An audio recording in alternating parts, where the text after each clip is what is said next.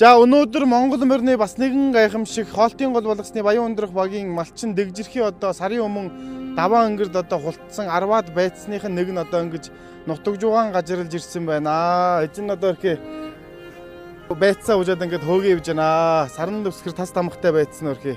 Толгоондоо бас нэг жихэн шархтай одоо ямар юм өнгөрүүлж одоо сарын дараа өрхий өхөөс төрсөн ууландаа эргэж ирсэн юм лээ. Өхөөс унсан гажраан олж хэвтэх юм лээ гэсэн шиг ямар ямиг өнгөрүүлээд бутж ирсэн юм бэ өрхий.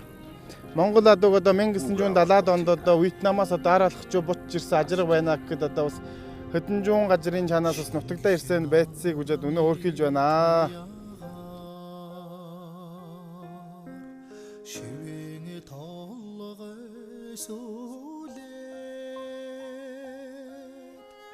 ижлээ захалан идэшиж